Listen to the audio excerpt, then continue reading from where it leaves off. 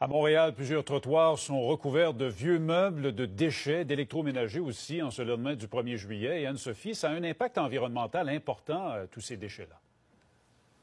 Ouais, la Ville de Montréal estime que ce sont 50 000 tonnes de déchets de meubles qui sont laissés sur les trottoirs à chaque année à Montréal. Et oui, ça a un impact environnemental, mais c'est aussi assez nuisible pour les gens qui vivent sur cette rue-là. C'est pas agréable. Ce que nous expliquait le porte-parole de la Ville de Montréal aussi, c'est que ça va être quand même long à récolter tous ces meubles. Écoutez-le. On s'attend avec nos équipes à aller récupérer 50 000 tonnes. 50 000 tonnes, c'est l'équivalent du poids de 20 000 autobus. Imaginez, ça ne peut pas se faire demain matin, ça. Ça va nous prendre du temps. On a besoin d'une semaine. On a les effectifs, on a l'équipement, on va sillonner les rues, puis on va aller récupérer tous ces débris-là en bordure de trottoir. Et Anne-Sophie, il y a des objets qu'on doit vraiment éviter de mettre à la rue.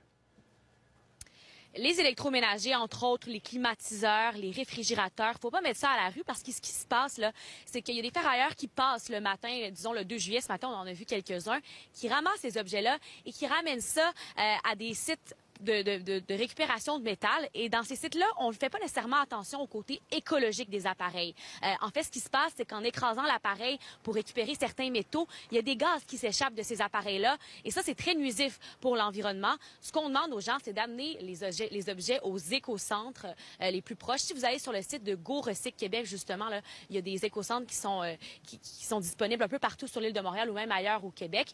D'ailleurs, on a parlé ce matin avec le directeur général de cet organisme qui vraiment prend soin des objets comme ça. On lui a demandé c'était quoi l'impact concret de laisser un réfrigérateur à la rue.